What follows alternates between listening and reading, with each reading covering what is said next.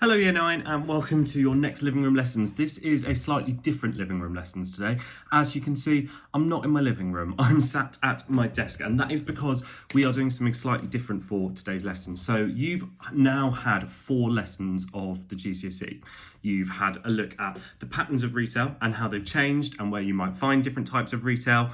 You've looked at online retail and the impact that has had on the high street, and you've had a look at Deaf of the High Street. You did one lesson where you had the full video where you were working through different activities about Deaf of the High Street, and then you did another lesson which wasn't the video, which was, well, it's when you watched the video about Deaf of the High Street. And what we are doing now is what you will do at the end of every GCSE topic in the GCSE. So in geography, sorry, muddling my words. Change of scene's throwing me off. So whenever you get to the end of a topic in geography, what we always complete is a revision pack, okay? And your revision packs look a little bit like this. However, normally they will be folded into an A5 booklet. So you have a series of A5 booklets with all of your revision in for the GCSE. And the reason we do this now is because if you are doing your revision throughout the GCSE, when it gets to the end of year 11, you are not going to have hundreds and hundreds and hundreds of pages of notes to write because you've been doing it throughout. You've been completing that revision throughout. So what we ask you to do is we ask every person who is doing GCSE geography, so everybody who is doing their GCSE, has chosen to be doing GCSE geography, needs to have 3 ring binders. They need to have one for theme 1, one for theme 2, and one for theme 3. So you need 3 ring binders for your GCSE. For now, you only need 1 because you're starting with theme 1, and we won't be finished with theme 1 till probably Easter of year 10. So you've got quite a while of theme 1. But what that means is everybody who is taking GCSE geography, you will need to bring in a ring binder whenever we are back in school. Your teachers will tell you a deadline, but whenever we are back in school, you will need a ring binder. It doesn't need to be a brand new one, it can be an old one. And those of you who aren't sure what a ring binder is, I mean one of these. So, where you have rings in it, you have plastic wallets. It's also really great to have dividers if you've got some, but they're not essential. It just means that you're going to keep your notes a little bit neater. But if you are all able to get a ring binder, that would be great. So, what you are going to be doing for today's lesson is you are going to be filling in your revision packs. However, I am going to, as it's the first revision pack that you've done, we are going to do a bit of it together so you can see how to fill in your revision packs, okay? So in a moment, I'm going to somehow work out how to move my camera so it's filming me writing, because I forgot to bring my webcam home. And I will show you how to be filling in your revision pack. So as I say, we'll do the first few pages together, and then I will leave you to finish it off for the rest of today's lesson, okay? So now I'm gonna work out how to re-angle my phone, so you will not see my face again. So yeah, you need to, before we do that, you obviously need to have printed out a copy of a revision pack. Now, I know it's 4 bits of paper. Okay, so some of you, I know you don't have access to printers, so unfortunately, it probably is going to be best if you are just copying out onto pieces of lined paper, and then when we're back in school, you will have the notes. You will be given packs normally, so this is just obviously, we need you to print it if possible. When you open the document, it will come up as 1 page per A4, but I've been able to set it so it's 2 pages, which makes them A5, which halves the amount of paper you need, so you don't need loads of paper. You also don't have to have it in colour. So if you could please all print this out now, or have it open in front of you on a laptop so that you can copy it up, and we will get started. Okay, so hopefully you can all hear me and just about see this. So this is what your revision pack will look like. So at the beginning, there will always be a reminder of what the topic is, a spot for you to write your name. So obviously you need to write your name in. And then what we always have at the top is a PLC. So PLC stands for a personal learning checklist. And what it does is it has each of the main parts of this topic, has them listed out. What you need to do is go through these topics and decide whether you are uber confident with it. And if you are uber confident, you would put a tick in the green column. If you are, you know it a bit, you're okay with it, you could blag a bit, then you would tick amber. And if you are completely like, I don't remember that, when did we do that, you would tick red. So it's really, really good for you to be completely honest when you are completing this part of your pack, because it will show you the bits that you need to spend the most time on and the bits that you need to be focusing focusing your attention on. So as you can see, the main parts we have here, we have, can you explain how retail have changed over time? Can you explain how the location of retail has changed over time? Can you explain why there have been areas of decline in shopping areas within CBDs? Can you explain why out-of-town shopping centres have successfully increased? Can you explain the key terms threshold, population, catchment area, range? Can you explain how technology is changing and where we shop? And can you explain the social, economic and environmental impacts of online internet shopping? So as you can see, this is a very small part of the GCSE. This is the smallest unit. Normally this list will be the whole first page, but this is quite a short one that we've started you with. So once you have been through and filled in this, you then will have a list of key terms. Now, again, you can see there are not many key terms on this topic, which again shows how small this unit is. Normally there's a lot more key terms, but these are the essential key terms that you need to have learnt for this unit. Okay, so once you have done that, once you have had a look at the key terms, you then get started. And what you will find is it goes through lesson by lesson. So changing patterns of retail was lesson 1. And what we then have are a series of activities which are effectively the same as you should have in your book. But the point of the revision pack is you condense down the work in your book, okay? So you will need to have your notes and your exercise book in front of you as you do it. So we will do a few questions together, and then, as I say, I will leave you to it. So the first one, changing patterns of retail. Range is the distance a customer is willing to travel to buy a product. The more expensive the product, the larger the range. Okay. Would a bar of chocolate or a pair of shoes have the largest range? So if we remember that range is the distance a customer is willing to travel, I think you are going to be much more likely to want to travel a longer distance to buy a pair of shoes because you're spending more money. It's a comparison good than a bar of chocolate, which you could get the same bars of chocolate in any corner shop. So I would then put that the thing, oh no, I did that wrong already. The thing that has the largest range is the shoes, okay? And you explain this choice because they are comparison goods, so cost more money, meaning you are more likely to travel for this product. Okay, so that is part 1 done. I hope you can read my messy handwriting. In a moment, I'm gonna rearrange my camera so we can go over to the second page, okay?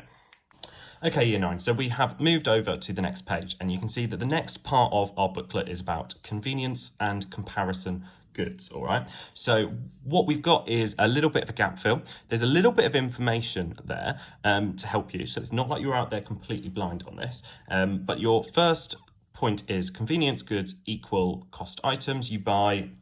So convenience goods, we know these items are relatively cheap, it says underneath, and there is no real benefit to the customer in shopping around. So we would say that these are low cost items you buy regularly, e.g. bread and milk, whereas comparison goods are more luxury items that customers buy less often, e.g. jeans. So you're often prepared to shop around more and travel further before buying these items so you can compare the price. So hopefully you all remembered doing your different types of good. Our next section, catchment area, an area from which a gets its. Okay, so the catchment area is an area from which a shop gets its customers. Okay, so if you remember when we were looking at catchment areas, we were looking at the types of shop that get different types of catchment areas. So I'm not going to do this next bit for you, but the next bit is describing catchment areas, the newsagent, the Debenhams and the IKEA, and you were describing why their catchment is the size it is. So what you've got here is it tells you whether they've got a small, a large, or the largest catchment, and then you need to say why. So on these lines here, you need to put why they have the catchment size that they do. Okay, then we also had our threshold population. So if you remember, the threshold population is the minimum, I'm just reminding myself, the minimum customer size needed to support the retail outlet, i.e. have enough customers to make money. So then you've got 3 questions here. What type of shops have low threshold populations? What type of shop have large threshold populations? And companies always need to know the threshold population of a store. Give 1 reason why this is important. So again, I'm not going to do these for you because I want you to think about it. So where I put our stars, you should be filling in your next sections. And then the last bit of... Okay, sorry, my mum rang me and cut off my video, so I'm having to start again. So obviously we filled in this top part of the page, and then our bottom bit is the location of retail matchup. So you should have this exact table in your books. So again, all you are doing is matching up your types of retail to kind of where you would find them. So your CBDs are your shopping malls and high streets, that shops that mainly sell comparison goods. Your suburbs, residential areas are normally small convenience stores selling mainly low order goods. And then your out of town developments are your retail parks with a few large stores. Okay, so that is your second page done. Now I'm going to skip a few pages because, as I say, I'm not going to do it all for you, but I'm just going to skip to a slightly different style just so you can see what you need to do on a different page. All right, so okay, so I have skipped ahead to page 5 now to talk you through what you need to do with your 8 mark plans, because in all of your revision packs you will always have a couple of these. It is never expected that you complete a full 8 marker, but it's just to get you thinking about planning it. All right, so what you will find, this one we've jumped ahead a bit now and we're on online retail. So the question is, online retail is a good thing. To what extent do you agree?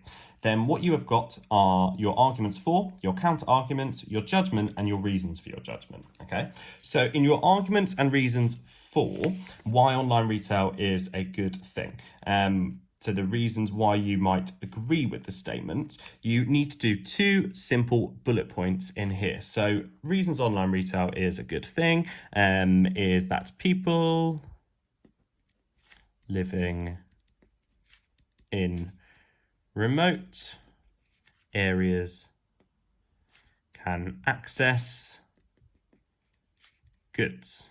Okay, and then a second point could be, so we've kind of said this is more of a social reason, so we could put an S next to that to remind us that that's a social impact, and then we could also put for a more environmental reason, less cars on road equals less air pollution. Okay, so we've got 2 snowballs for the reasons why you agree with this statement. Okay, but you then need to do a counter argument, which are the reasons why you might disagree. Now, with your 8 markers, you will always find that your reasons why you agree that will always tend to be your larger argument. So we've got 2 snowballs here, but we're just going to plan 1 snowball for the reasons why we might disagree. So we've got a social reason here, we've got an environmental reason here. So let's do an economic reason for this one. So independent, oh, this is a word I can never spell. Oh, how's that gone? Independent retailers will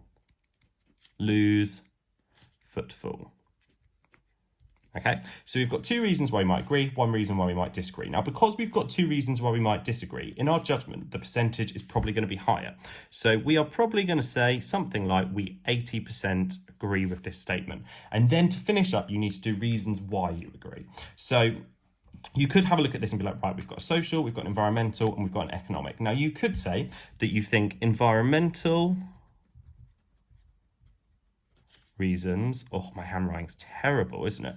Environmental reasons are more long term and often cannot be reversed. Okay, so this is how you would work through one of your 8 markers. I think there might only be 1 in this booklet, but in your next revision booklets you will find there are going to be more. So I'm just going to show you one last part of your revision pack, and then I'm going to leave you to get on with it for the rest of the lesson. Okay, so the last thing that you have, which will always be at the end of your revision pack, are a range of past questions that have come up at some point in the past in your GCSE spec to do with this unit. So you can see there aren't that many on retail, but what you have is you have the question and then you have the number of marks after each question. So we've got a few low marks here. So we've got 2 marks, 3 marks, a 4 mark, but then we've also got a snowball question. So we've got one of our 6 marks and we've got an 8 mark, but we've just done that plan together. So the reason I'm showing you these is because this part of your pack is not compulsory. Now I'm sure lots of you are sat thinking, ding, ding, ding, not compulsory, not touching this bit, but you've got a lot of time on your hands at the moment. So if you want, these are a really good way for you to go back to your PLC at the beginning, pick out the topics that you've maybe put red or amber for, the things that you are struggling with the most, the things that you aren't as confident with, then find an exam question that links to one of those things that you need to work on, and then you can use these to practice. Your teachers will always be more than happy to help and go through these with you, okay? So if you want to have a go at any exam questions, please do send it over to your teachers or wait till we're back in school and you can talk through it with them when we're back in school. But these exam questions are really good. Now, another thing I will highlight about these is it's very good for you to remember that they are here, because you might find that right now, yep, fair enough, you're not going to do them. You're in year 9, whatever. But as we start to move towards kind of your mid-year 11 around Christmas time, when you're starting to do lots of independent revision, you can then be like, oh yeah, I've got all those exam questions waiting for me to practice. So please, please, please remember that these questions are here, because even if you don't need them now, they might be useful for you in the long run, okay? So that's all I'm going to go through the pack with you. So I will take you back to my face now. Okay, year 9. So what you should have at the end of this lesson is your completed revision pack. If you've got a ring binder at home already, great, chuck it in there. And then when we're back in school, your teachers will be checking that these are filled in, okay? Because these are really, really vital and really useful bits of revision. You might look at them now and think, oh, that is so much work. But trust me, when you get to Christmas of year 11, the year 11s always turn around to us and say, oh, sir, I am so grateful that geography spent hours and hours making these revision packs and making us do them, because it will make your revision a lot easier when you get to the end of year 11. Okay, they will make your revision for your exams considerably easier. So please, please, please make sure that you are doing these properly. Okay, well done, year 9. Any questions, please let me or teacher know, and I will see you very, very soon.